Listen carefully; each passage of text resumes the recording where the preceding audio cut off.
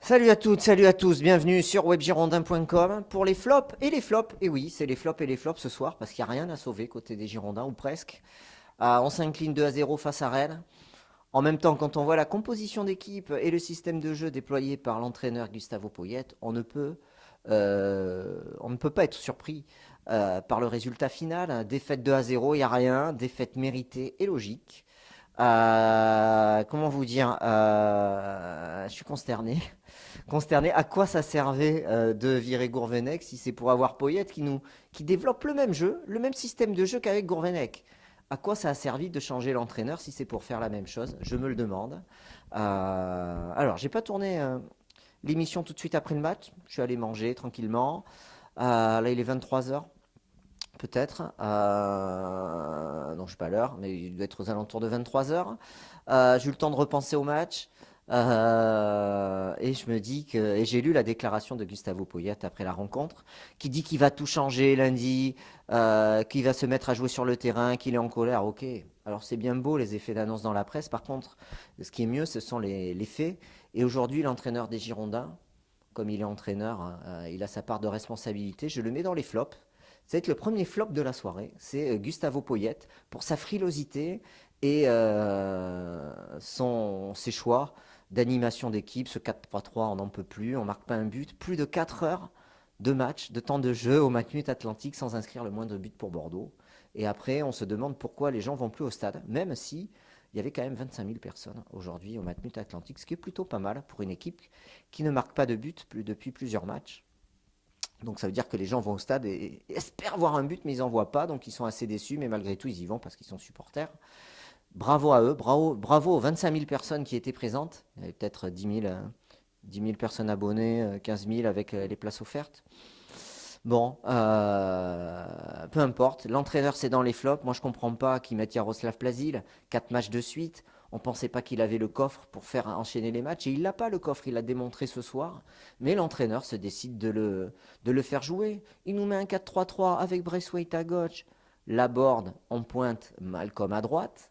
Au lieu de bouleverser son organisation, puisque cette organisation 4-3-3 est stérile pour Bordeaux. Elle apporte certes une solidité défensive, même si ça reste à confirmer. Elle ne surprend pas les adversaires, parce que Bordeaux évoluant dans un 4-3-3, mais simplement les adversaires, ils ont juste à s'adapter au jeu des Girondins, puisqu'il ne les surprend pas.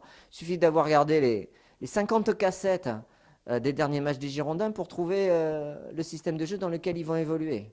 Malcolm, il est pris à 2 joueurs à chaque fois. L'organisation, elle est simple à gérer pour l'adversaire, pour les Girondins de Bordeaux. Je pense que Gustavo Poyet le sait, il ne peut pas l'ignorer. Et je n'accepte pas que ce soit pas fait, c'est pas possible.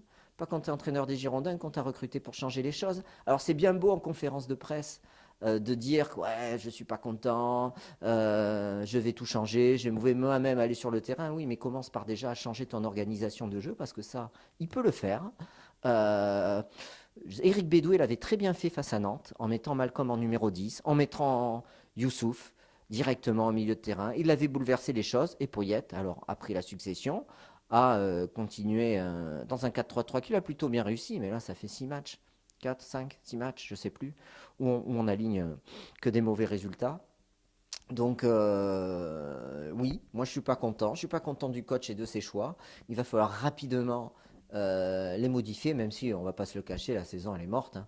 Il faut 3 points pour se sauver et rester en Ligue 1. Voilà, c'est tout ce qu'on a espéré. Et qu'on vienne pas me dire l'Europe, oui, Bordeaux, l'Europe, on croyait qu'on pouvait jouer l'Europe, mais ça c'est du pipeau, c'est juste de la communication au niveau du club pour faire croire qu'on pouvait l'accrocher. Mais quand on voit dans les faits comment l'équipe est managée, c'est impensable d'imaginer jouer l'Europe avec ce groupe, avec ces joueurs, avec cette façon de jouer, avec cette envie, avec cette détermination qui n'y sont pas. Donc qu'on arrête de nous vendre du vent et qu'on nous vende de la réalité, qu'on nous vende pas du rêve, parce qu'en force de vendre du rêve, on déçoit les supporters, et moi ça me déçoit fortement. Donc Poyati est bien gentil, mais à un moment donné, il va falloir prendre des décisions, et les décisions, c'est pas dans la presse qu'elles se prennent, c'est à l'entraînement au haillant et sur le terrain. Voilà. Et je peux vous dire que sur Web Girondin, on observe les entraînements et le carnet d'entraînement réalisé par Florian. Il m'a dit, écoute Nico, il branle rien à l'entraînement. Je le sens mal le match de dimanche. C'est le Club Med. Ben ouais, c'est le Club Med. Ouais, c'est le Club Med. Et je pense que Poyet, il ne peut pas être surpris du match de ce soir quand il a vécu la semaine d'entraînement qu'il a vécu. Voilà. Alors après, c'est bien marrant de tirer un boulet rouge sur les joueurs dans la presse, mais à lui d'assumer ses responsabilités, de changer les choses comme il l'a déclaré. Donc on verra. Il y a 15 jours pour changer les choses, mais je pense que c'est un peu trop tard. Donc si on l'a nommé au Girondin de Bordeaux, c'est aussi pour changer les choses tout de suite. Certes, il nous a sortis de la zone de relégation, mais bon, voilà. Donc ça, c'était pour Gustavo Poyet. Donc on commence cette émission par un flop, celui de Poyet. La compo d'équipe, donc je vais quand même vous la donner. Costil dans les buts, Sabali, Koundé, Pablo, Punjé. Un retour de Koundé, je valide à 100%, Pablo aussi. Bey sur le banc, je valide aussi. Plasil, je valide pas. On a Otavio, on a Sankaré. Pourquoi nous mettre Yaroslav Plasil? Franchement, c'est incompréhensible. Le Rajer Maïté, la fameuse paire de Zult Varegen, qui ne fait pas des ravages à Bordeaux, Girondin de Bordeaux, Malcolm à droite, Laborde en pointe et Braithwaite à gauche. Donc un 4-3-3. Pourquoi pas mettre Otavio et Sankaré au profit de Plasil? Moi, je ne comprends pas non plus. Donc Poyet, le flop pour l'ensemble de sa composition d'équipe et de cette préparation de match. Costil. Alors Costil, il va être dans les flops ce soir, le capitaine. Il avait été exemplaire sur ce début d'année 2018 et malheureusement, c'est lui qui fait pencher le match du côté de Rennes. Même si je pense qu'au final, même s'il ne fait pas cette bévue, je pense qu'on en aurait encaissé parce que l'équipe de Rennes était largement supérieure à celle des Girondins de Bordeaux. Donc c'est un flop Costil qui se trouve sur ce premier but, qui ne fait pas d'arrêt déterminant par la suite. Sabali, plutôt un bon match de Sabali. Après, ça reste très moyen. Koundé, il a fait un bon match lui aussi. Pas à dire grand-chose sur sa prestation. Pablo, match correct. Il revenait de blessure, donc il a fallu qu'il se mette en jambe. Il a plutôt bien tenu l'attaque rennaise.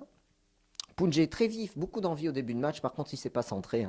Beaucoup de centres, mais personne dans la surface et beaucoup de centres ratés, dont des centres de sa part. Sabali aussi a loupé quelques centres, mais sinon, il a montré beaucoup d'envie. Mais l'envie, il faut en avoir beaucoup quand tu n'as pas la technique. Et là, il n'y avait pas assez d'envie. Plasil, flop. Pas grand-chose à dire, fantomatique. Le rageur, je me suis déjà exprimé maintes et maintes fois sur le rageur après ces matchs. J'ai le même avis que d'habitude sur le rageur. Pour moi, il n'est pas employé de la bonne façon. Non, même si c'est pas une imposture ce joueur. Donc bon, à le tester dans un autre système de jeu. Peut-être qu'il sera beaucoup plus performant. 4-4-2, 4-4-2 en losange, 4-4-2 à plat, j'en sais rien, mais en tout cas pas en 4-3-3. Meïté a touché beaucoup de ballons, on a perdu beaucoup, assez lent physiquement, mais même physiquement, il s'est fait un peu bouffer par le milieu de terrain rennais. Donc match très moyen. Je le mets dans les flops, lui aussi, avec son compère le rageur, puisqu'on a l'habitude de les associer. Braithwaite blessé à la 9e minute, à la 12e minute, remplacé par Depréville. Mais Depréville, c'est un flop. Lui aussi joue tout seul. De toute façon, on a l'impression que ce joueur de cette équipe de Bordeaux joue tout seul. On a l'impression que pour eux, c'est pas un sport collectif, notamment devant.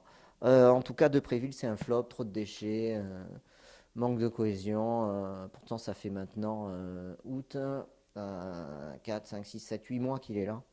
Il devrait quand même arriver à avoir des automatismes à un moment donné. Eh bien non, il n'y en a pas. Laborde. Bon joueur en pivot au départ, beaucoup d'envie, mais beaucoup de déchets lui aussi. Ah ça, pour courir partout, ça court partout. Mais lui aussi, il a oublié que ça se joue en équipe, ce sport. Et je trouve qu'il y a trop d'individualisme. Les trois de devant, ils sont individualistes. Ils manquent d'automatisme. On dirait qu'ils n'ont pas envie de jouer ensemble. J'ai pas l'impression d'avoir une équipe. Moi, je ne vois pas d'équipe sur ce match des Girondins. Pour défendre bien, on défend, mais pour attaquer, il n'y a pas de cœur. Ils mettent pas de cœur. Il n'y a pas de cœur à l'ouvrage, il n'y a pas de détermination. Quand tu as du cœur, ça peut faire basculer la balance, parce que quand tu as du cœur, tu te bats pour ton collègue, tu te bats pour ton coéquipier. Tu vas l'aider, tu vas combiner, tu vas faire des actions, tu vas essayer de jouer juste, tu vas mettre la balle qu'il faut au bon moment. Mais là, il n'y a rien, quoi. Donc c'est un flop aussi pour Laborde, pour Depréville et Malcolm. Alors Malcolm, il est très bon, mais il est tout seul dans cette équipe, puisqu'on a l'impression que le reste de l'équipe ne veut pas jouer avec lui. Donc je pense qu'il y a vraiment un souci avec Malcolm dans cette équipe. Ils ne veulent pas jouer avec lui, mais qu'ils le disent. Mais dans ce cas, qu'ils ne viennent plus jouer, mais qu'ils déclarent forfait pour les 11 prochains matchs. Mais dans ce cas-là, qu'ils renoncent à leur salaire. Voilà, donc ils ne jouent plus, ils renoncent à leur salaire. Et puis on fait jouer des jeunes, on fait monter des jeunes. De toute façon, qu'est-ce qu'on a gagné? On n'a plus rien à gagner et on n'a plus rien à perdre. Dans cette Ligue 1, il nous faut 3 points et on est sauvé. Donc j'ai une petite suggestion à faire pour Poyet, qui change tout, qui change les hommes, qui bouleverse un peu les choses et qui change les mentalités s'il le peut. Et pas dans la presse, que ce soit dans les faits. Voilà, donc petite dédicace à Cyril, que j'ai rencontré au boulot et avec qui on a discuté. Il était avec sa famille et une petite bise à son petit pour qu'il ait beaucoup de courage. Voilà. Sur ce, j'ai rien d'autre à dire. Écoutez le Talk Web Girondin, mardi soir, avec Coach Lolo. La semaine dernière, cette semaine, on avait Jean-Yves de Blasis avec nous. On s'est dit, on a donné des solutions, on a évoqué des systèmes d'organisation que vous pouvez retrouver en podcast et dans la rubrique vidéo du site, la rubrique du talk. Voilà, donc écoutez, franchement, les solutions, on a l'impression qu'on peut les avoir, mais ça s'entête avec ce 4-3-3. Alors, est-ce que c'est une volonté du club de jouer en 4-3-3? Est-ce que c'est pour ça que Poyet le fait? Je me pose beaucoup de questions. En tout cas, merci à tous d'être toujours aussi nombreux sur Web Girondin. Et écoutez, rendez-vous mardi soir pour le talk. Allez, salut, à bientôt.